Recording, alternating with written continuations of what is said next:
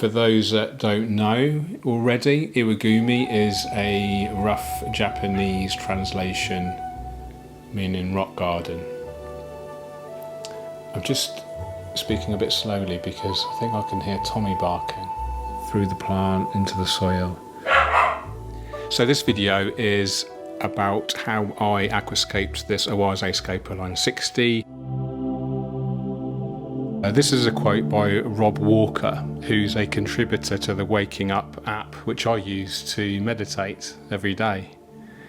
So the quote goes, the scientist, the entrepreneur, the photographer, the coach, you name it, each relies on the ability to notice that which previously seemed invisible.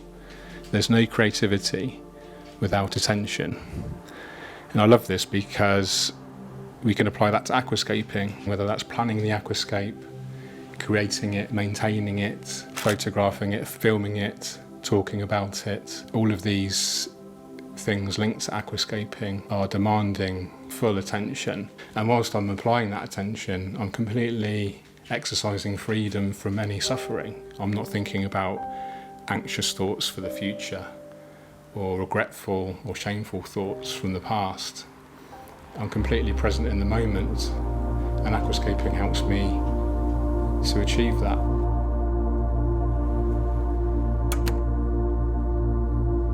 I really do believe aquascaping and mindfulness can go hand in hand.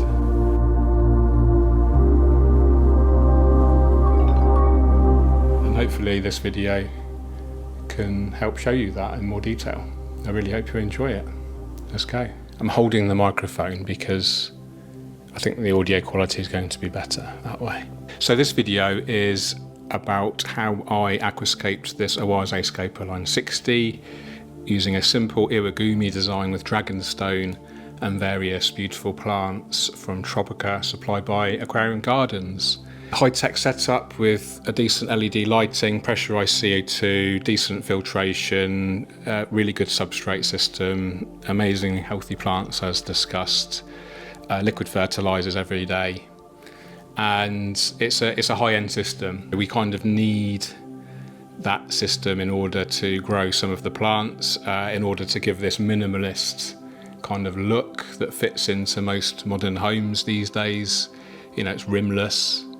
So we have to bear in mind our fish choices, especially with the design of the aquascape. It'd be tempting to stock a fish based on purely its appearance and how it would suit the aquascape, but I think it's important to consider the fish's kind of natural behaviours, its welfare, etc. So, you know, we wouldn't want to necessarily be stocking a nervous, cryptic fish in such an open layout with no hood and, you know, bright lighting. Let's ask the classic question I often ask in my videos: what fish would you stock in here, bearing in mind those points that I just mentioned about fish welfare and suitability? You know, rimless tanks are beautiful. They are, you know, designed with that aesthetic in mind. You can look into the aquascape. You can have emergent plants, emergent hardscape. But there are drawbacks, you know, the fish selection, like we discussed, evaporation, leaving behind deposits, especially if you have hard water like I do. You have to use more energy to heat the aquarium if you have to heat your aquarium. If you have a very confined space and lots of open tanks, you can lead to humidity issues, so that's something to bear in mind. So there isn't all kind of positives with rimless tanks. You do have to bear these counterpoints in mind. But if you're a serious aquascaper and you really take the kind of aesthetic seriously and you want your aquarium to fit in to your kind of modern living space and complement it, then rimless are the way to go. You have this low iron glass as well, minimum silicon work. I really like these mitered corners here that meet at 45 degrees. It's a lovely piece of kit. But if you did want a hood and a decent quality aquarium, you can always obviously opt for the Highline option, which I also have here in the ever-evolving gallery space. But we're not here to talk about that. We're here to talk about this Iwagumi aquascape, which I started setting up probably around a month ago or so. So I had the empty tank for a long time. I've been growing in this scape next to it. Long story short, I decided to create an iwagumi. I haven't done one for many years now properly.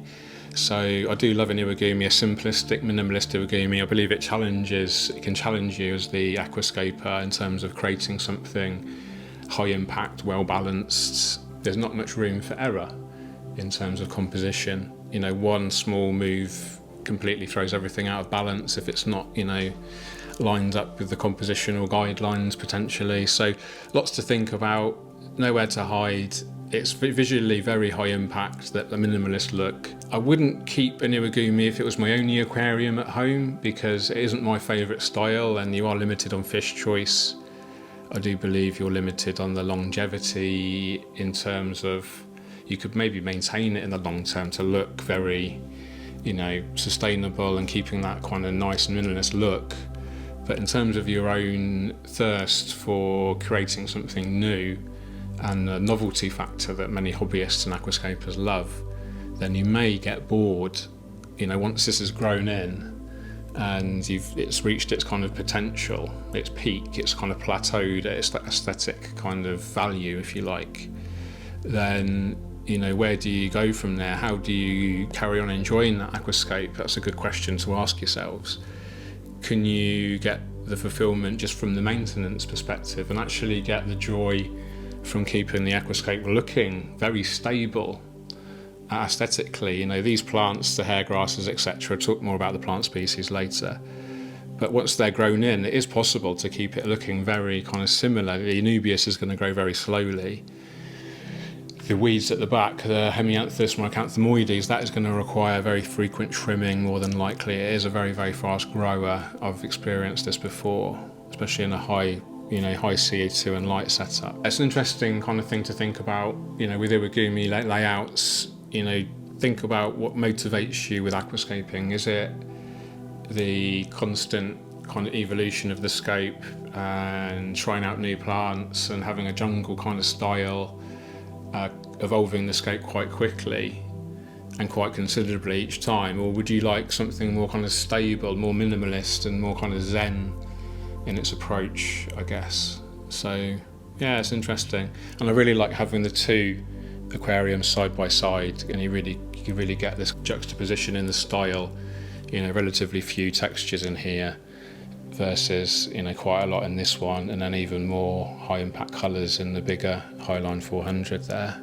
Iwagumi aquascapes, it's an interesting topic. Drop me a comment below. Do you have an iwagumi? Have you created an iwagumi before? Are you for or against, or do you have an opinion on iwagumi aquascapes? You know, they can be quite controversial in fish keeping circles, largely down to this fish welfare kind of perspective that we should consider, I think.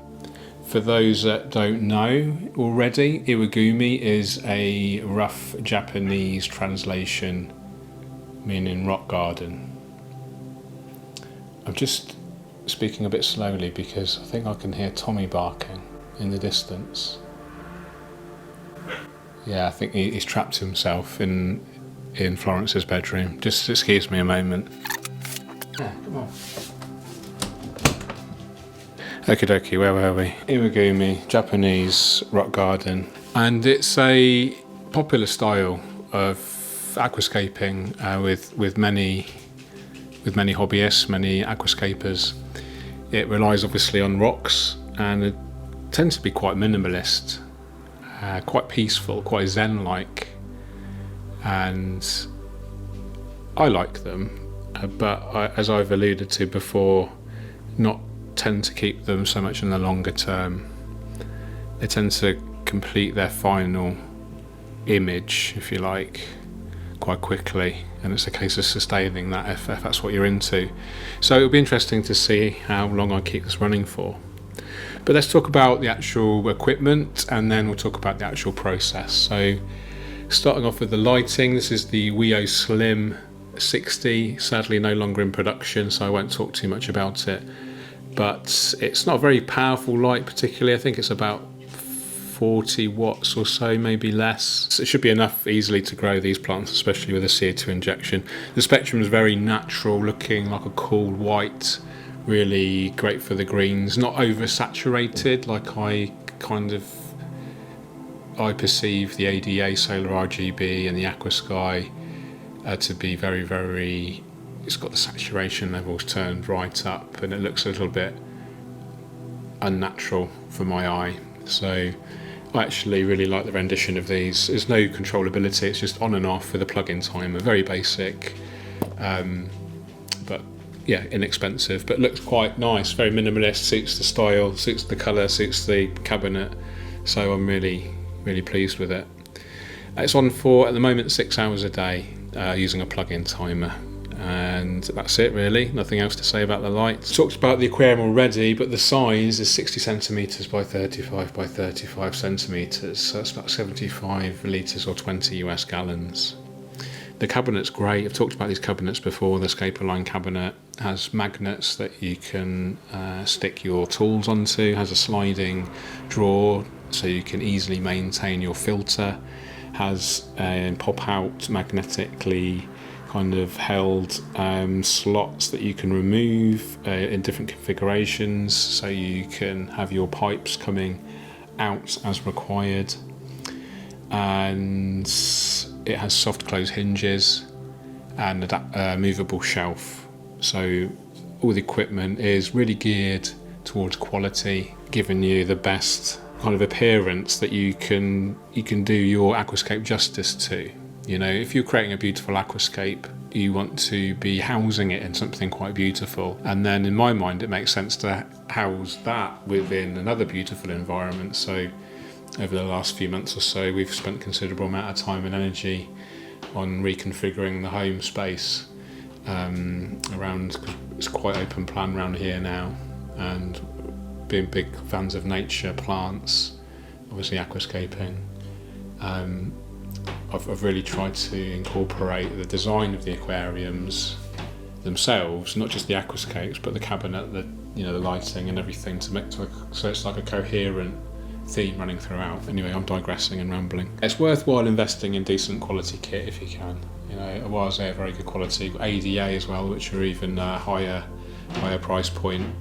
But you can still achieve great aquascaping results with cheaper products as well. I don't want this to be an advert just for expensive products. I'm very privileged, very grateful and lucky to be able to, in the position I am, to be able to use these. Big fan of process over outcome, and you know, I really like to use this kind of mindfulness aspect to aquascaping during this stage, you know, of down to the point of opening the substrate bags and pouring your power sand in, you know, and keeping it very tidy, you know, making sure it doesn't run right up against the front of the glass, so you actually don't see it against the glass once the soil's in place. So these little like tricks and attention to detail, and you know, while you're actually doing that, you know, while you're holding that tool, while you're holding that paintbrush, holding that wake up hotel room key card, there's a connection there, you know, and an opportunity to exercise your full attention, your full mindfulness, and becoming present in the moment. And when you're getting into this kind of flow state, this creative state, you really are in this special place in my mind where you're just fully in the moment, you know, and you're not, like I said before, you're not in any level of suffering. You're not thinking about the future, thinking about the past.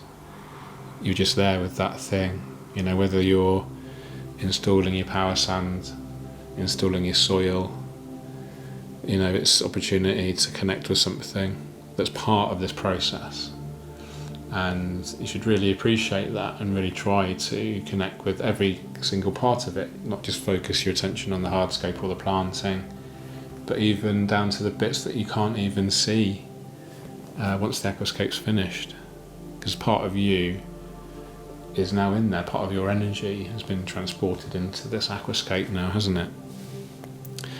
So just some technical details about the power sand and the soil. The power sand is an ADA product designed to be used with Amazonia or other ADA soils.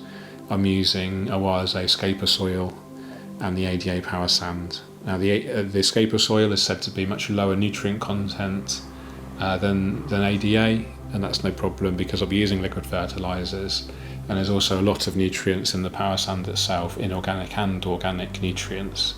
It also contains Bacter 100 and Clear Super, which are a mix of different bacteria strains which become activated once you apply water, and that's the Bacter 100. And then the Clear Super is an activated carbon product as well. So it should be a fairly straightforward startup process. There shouldn't be too much of ammonia leaking, which you can get with some substrates, some soils. And I do have a mature Biomaster 600 filter from Awase running on this. That filter's been running on my Awase Highline 300 cichlid tank for the last 3 months. So that is definitely mature. I've got that running on here now, and that means I can very likely be safe adding livestock right away to this aquarium, although I would check for ammonia and nitrite. That's the substrate system talked about. We've banked it up slightly to the rear there, and you can see some of the power sand just around here. That's no problem. I actually quite like the look of it there, like a two-tone effect. The reason that we've banked it up towards to the rear, it does give you an enhanced kind of sense of depth running front to back in the aquarium, and it also just gives you a more impactful background right away from the start. So even though we've got tall stem plants in the back, they're going to get to the surface even more quickly, obviously. And also we've got hair grass planted right at the back as well there, so that's going to look, give you a lovely sense of depth, ready for the next stage, which is arguably the most important part of this aquascape's creation. And that's dragonstone. I've had this for many years now. It's been in my garden. I have this kind of alleyway that runs along the side of the house where I stash all my hardscape. And I chose the best pieces I could. So I had around 12 pieces altogether to start with, and now I'm down to 7 pieces here, I believe. I have to give a shout out to Elias, who works at Liquid Nature in Austria, in Vienna. And he came over with Sid, who has the handle Sidscapes, I think, on Instagram. They came with Ty's treatment as well, so we had a bit of a gathering, 4 of us all together. And Elias took the opportunity, I invited him to have a go at scaping with the dragonstone. And actually this whole kind of concept of this layout is based on Elias's original layout, and I overlay some images of that now. And so shout out to those guys, and thanks to Sid for the great photos that he took as well. So grateful for these genuine human interactions that we can now enjoy, can't we? Now we're not in lockdown, etc. So we're talking about the dragonstone. This is a lovely material to work with. It comes in different kind of shades of brown or orange, and you can get very distinctive different colours when you pick them out in your aquascaping store.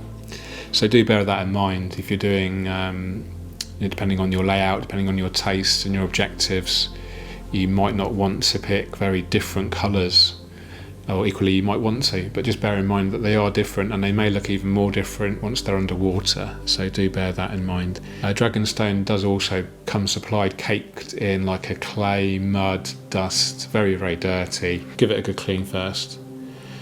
I think it's inert, so I don't think it affects the water chemistry, unlike Sirius stone or other kind of limestone based rocks. I haven't tested the water, to be honest, so I don't know for sure. Do let us know in the comments if you know differently. I did spend some considerable time arranging the stones. I think I took some time lapses of those, so I'll overlay those right now. But the general concept I tried to do was this very distinctive kind of two distinctive stones, the main stone there on the right and then the supporting stone there on the left, but kind of opposing each other, rather than, so we've got like a lot of tension there rather than harmony or flow. So if we wanted to have more flow, or more harmony, the stones would generally run all in the same direction. We've got more tension there with the two biggest stones being at almost right angles to each other. And then we've got the smaller supporting stones around each of those bigger 2 stones there, all kind of with the strata naturally running towards that bigger stone. So we've got 2 distinct families there, left and right, and you can see hopefully how those rocks are all kind of leading home to that main rock. What else can we say about arranging stones and rocks? This is another opportunity to absolutely exercise mindfulness. What I would do often is get a little stool here and sit there for minutes at a time, with some music on, and just look into the aquarium and just deliberately force my gaze wide rather than focusing on specific points in the aquascape. So deliberately sort of relaxing my view, my gaze, and just allowing all of that visual data to come streaming into my consciousness. And rather than interpreting it in a regular kind of English language and sort of having some inner monologue saying, oh, that stone needs to be moved left or right, or that needs to be done, I'd go into sort of this meditative state and switch off that kind of thinking brain and go into more of an intuition. All of that visual data from that composition, from the stones, how they're balanced, how they contrast with the negative space, the empty space, versus the full space, versus where the rocks are actually present, and how they relate to each other, and the kind of balance, the ratios of the empty to the full, the angles of the strata versus the next rock strata, and you have all of these different characteristics, all these parameters that you can label with words, like I've just been doing, but also you can. And I think this is where different artists have different kind of natural abilities, maybe creators have different talents, I guess, is the ability to interpret not those words, but that visual input that's coming in, and interpret it in a way that makes it look more beautiful. And it's a case of just keep tweaking that visual data, which we do by moving the stones, of course. And you can revolve it in 3 axes, X, Y, Z, X, Y, Z, rotate it. It can go forwards, backwards, up, down, left, right. And each of those stones have that ability. So you have literally almost infinite potential combination of visual output, the end result, the escape, the hardscape composition. And so it's a case of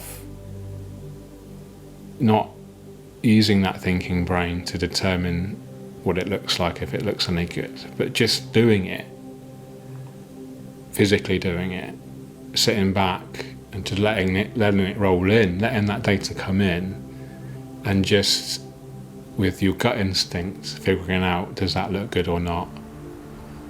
And if it doesn't feel right, if it's not balanced, you'll just feel this natural sort of tension. When you look at it, you'll just know intuitively, but the more you do it, it becomes more intuitive the more you do it, like anything with practice. I've probably tried 20 to 30 different layouts in here altogether and tweaked them, each one of those, at least 10-20 times. So in all, probably 400 or so iterations until I came up with this final design. And then even once that's happened, you fill the aquarium with water, and then the soil may slide somewhat and the rocks may shift, and so it alters everything again. And then when you fill with water, that changes the perspective completely as well. You have I can't remember if it's wider angle or a narrower angle view, underwater view versus out of water view. So many different inputs having an effect on that visual output, and they're all intertwined intrinsically, interlinked, visually, of course. It's not easy. You're working in 3 dimensions, you're working with living organisms. Without our input, they die. And on top of all that, we want to make it look beautiful as well. So the deep, deep hobby, if you want it to be. So the rocks, eventually they were in position.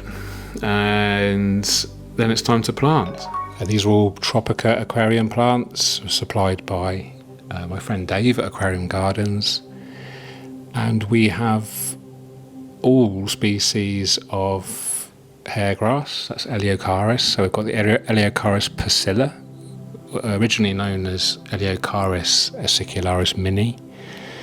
We have Eleocharis parvula, and then we have Eleocharis acicularis. So 3 different species, all very similar, all commonly known as hairgrass because they look very much like hairs and they spread like a lawn, like grass. But they grow to different heights and they have like a very slightly different leaf kind of texture, colour and formation. But they're all slightly different. So I've kind of combined them almost randomly, although I have put the acicularis, which is the tallest, towards the back and towards the biggest stones. So they'll all carpet, of course, and eventually reward us with a beautiful solid lawn. Betty's just down here. I don't know, you probably can't see her right now, but that's why I'm distracted. That will be relatively straightforward. It should grow in, we should have a full carpet, I would say, in 4 to 6 weeks. The only stem plant we have at the moment is the Hemianthus micranthomoides, which is a stem plant, very fast growing stem plant, at the back of the aquarium towards the centre. That is classed as an advanced category, but some people have great results in low-tech setups, so the jury's out on that one. I find it a very, very fast-growing weed in a high-tech setup like this, and that's a good thing because we need some fast-growing plants in here on startup. I am considering putting some other fast growers or maybe even some floaters as well. Iwagumis are quite notoriously tricky to start up in a regular way with flooding the tanks from the start. Going back to the Hemianthus stem plant, we'll be able to trim that in it's such a fast grower, very dense, so we'll be able to trim that into whatever shape we desire, so that will be interesting. We can experiment with different things there maybe. And finally we have some Anubias petite, which is actually mature. This is taken from my Highline 400.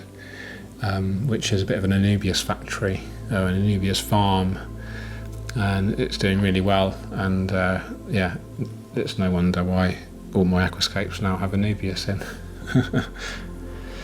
So that's the plants really. The process of planting is the most mindful thing along this process, I would say. The process of actually preparing the pots, and I think I probably had 12 pots altogether here. So I've prepared those, of course, and you can apply mindfulness in that process. You're actually physically touching the plant, so you feel the plant's flesh. You can feel the nutrient-rich, slimy growth media before you wash it off, and then you're delicately dividing the plants up into individual species. I have to confess I'm not so delicate sometimes. And then we're planting obviously into the soil with the tweezers, and then you have the physical action of that, holding the tweezers, connecting with those tweezers through the plant into the soil. I don't know if you heard that. That was my dog barking. Good timing, as always. The process of planting is very therapeutic, as I'm sure you can imagine when you do the same thing over and over again, just slightly different places. I find the whole thing deeply therapeutic.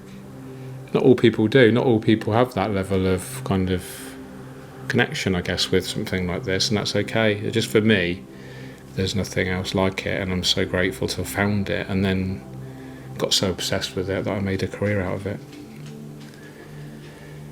Plant is done. We fill it with water, of course. I normally do a 100% water change almost straight away to kind of just flush everything out, and then install the filtration and the CO2 equipment.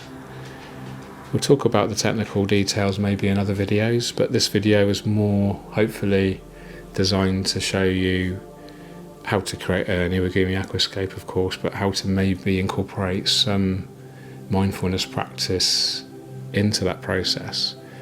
And if meditation and mindfulness are of interest to you, do consider clicking the link to the Waking Up app for your smartphone. Free trial, just try it.